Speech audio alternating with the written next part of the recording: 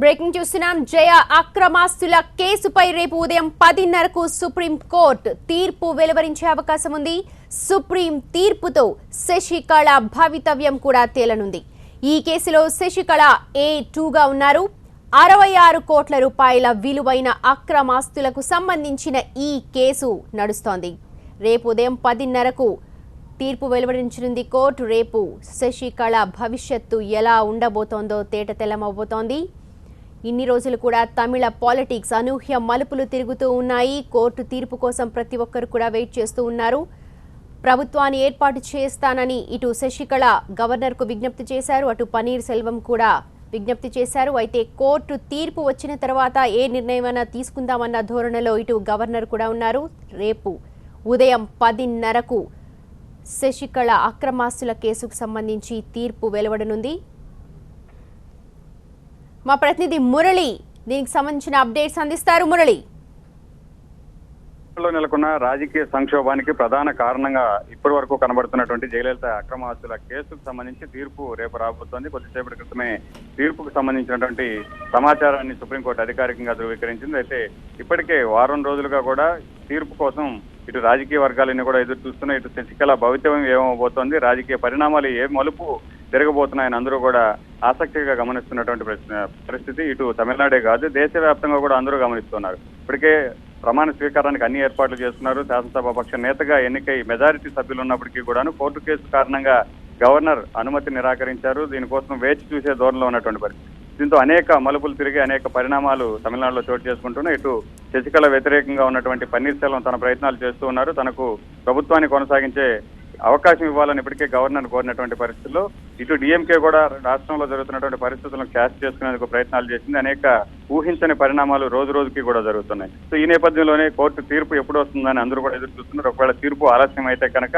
ఖచ్చితంగా గవర్నర్ అసెంబ్లీలో బల పరీక్షకు అవకాశం ఇవ్వాలి, ఫ్లోర్ టెస్ట్ కు ఇవ్వాల్సి ఉందని ఇప్పటికే నిపుణులు చెప్తున్నటువంటి పరిస్థితిలో కొద్దిసేపటి క్రితమే సుప్రీంకోర్టులో తీర్పు రాబోతుందని అధికారికంగా ప్రకటన వచ్చిన తర్వాత రేపు వచ్చేటువంటి తీర్పుపై అందరూ కూడా ఆసక్తిగా గమనిస్తున్నటువంటి పరిస్థితి. 2014 సెప్టెంబర్ 17న జయలలితకు శిక్ష పడితే జైలుతో పాటు శశికళ అలాగే బంధువులు ఇలవరసి సుధాకర్లకు కూడా జైలు శిక్ష పడింది.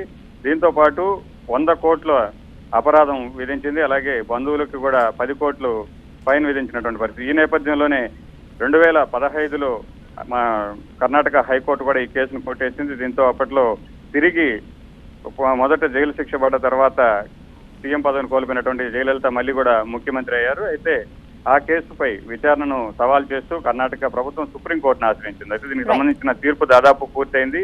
తీర్పు రిజర్వ్లో ఉంది. ఎప్పుడు వస్తుందన్నటువంటి అందరూ ఎదురు చూస్తున్నటువంటి నేపథ్యంలో రేపటికి ఖరారు కావడంతో శశికళ భవితవ్యం ఏం కాబోతోంది, పన్నీర్ సెల్వం ప్రయత్నాలు ఏ విధంగా ముందుకు వెళ్ళబోతున్నాయనేది రేపటి తీర్పుతో తెలిసిపోవడానికి అవకాశం ఉంది. Right Murali, thank you so much. వారం రోజులుగా తమిళ రాజకీయాలు అనూహ్య మలుపులు తిరుగుతూ ఉన్నాయి. ప్రతి ఒక్కరు కూడా రేపు ఉదయం కోసం వెయిట్ చేస్తూ ఉన్నారు. రేపు ఉదయం 10:30 అక్రమాస్తుల కేసుకు సంబంధించి శశికళకు తీర్పునివ్వనుంది సుప్రీం కోర్టు. ఆమె భవితవ్యం తేలిపోతుంది. ఇదే విషయం మీద మరింత ఇన్ఫర్మేషన్ ని మా ప్రతినిధి మహాత్మా అందిస్తారు. మహాత్మా, సుప్రీంకోర్టు కీలకమైన తీర్పు రేపు వెలువడనుంది. రేపు ఉదయం 10:30 గంటలకు ఈ తీర్పు కోర్టు నెంబర్ 6లో పీసీ ఘోష్ నేతృత్వంలోని ధర్మాసనం ఈ తీర్పును వెలువరించనుంది. నిజానికి ఈ కేసు మీద సుప్రీంకోర్టు విచారణ జరిపి కేసుని రిజర్వ్ చేసి కూడా కొన్ని నెలల సమయం గడిచిపోయింది. ఎప్పుడు ఈ తీర్పు వస్తుందా అని అందరూ ఎదురు చూస్తున్న సమయంలో ఒకవైపు తమిళనాట రాజకీయాలన్నీ వేడెక్కి ఈ తీర్పు మీదనే అక్కడ రాజకీయ భవిష్యత్ అంతా ఆధారపడ్డ పరిస్థితిలో తీర్పు రేపు రావడం ప్రతి ఒక్కరూ కూడా ఈ తీర్పు ఏ రకంగా ఉంటుందన్నది ఆసక్తిగా ఎదురు చూస్తున్నారు. అయితే ఈ కేసు పూర్వాపరాలను ఒకసారి పరిశీలిస్తే గనక 1991 నుంచి 96 వరకు ముఖ్యమంత్రిగా ఉన్న జయలలిత ఆ సమయంలో ఆనాటి విలువ ప్రకారం 66.65 కోట్ల రూపాయల ఆస్తులను ఆదాయానికి మించి కూడగట్టారన్నది అభియోగం. ఈ కేసుకు సంబంధించి సుదీర్ఘ కాలం పాటు విచారణ సాగింది.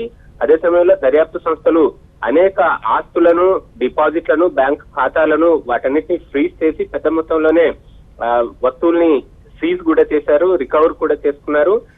మొత్తం 18 ఏళ్ల పాటు విచారణ సాగి 2014 సెప్టెంబర్ 27న ట్రయల్ కోర్టు ఈ కేసులో మొదట తీర్పునిచ్చింది. అప్పుడు జయలలితతో పాటుగా ఆమె సన్నిహితురాలైన శశికళ, అలాగే శశికళ బంధువులు విఎన్ సుధాకరన్, ఇలవరాసి ఈ నలుగురికి కూడా శిక్షను ఖరారు చేసింది. 4 ఏళ్ల సాధారణ జైలు శిక్షతో పాటుగా 100 కోట్ల రూపాయల జరిమానా జయలలితకు, మిగతా ముగ్గురికి చెరో 10 కోట్ల రూపాయల జరిమానా విధించింది.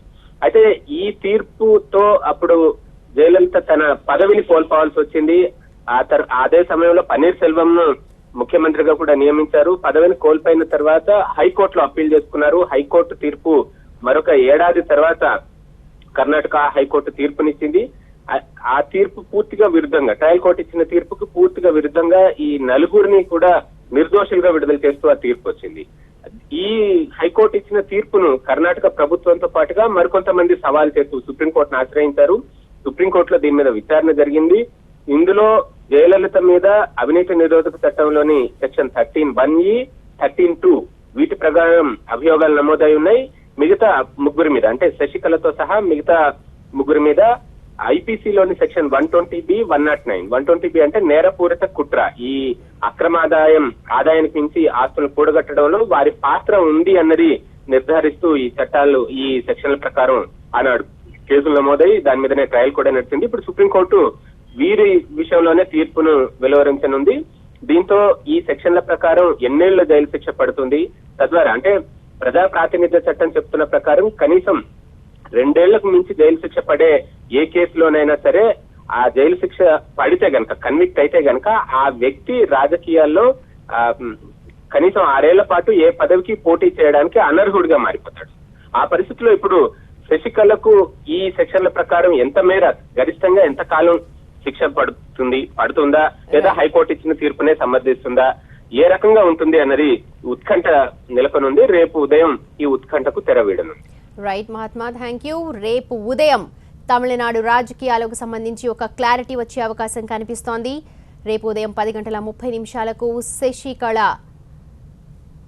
అక్రమాస్తుల కేసుకు సంబంధించి తీర్పు వెలువడనుంది.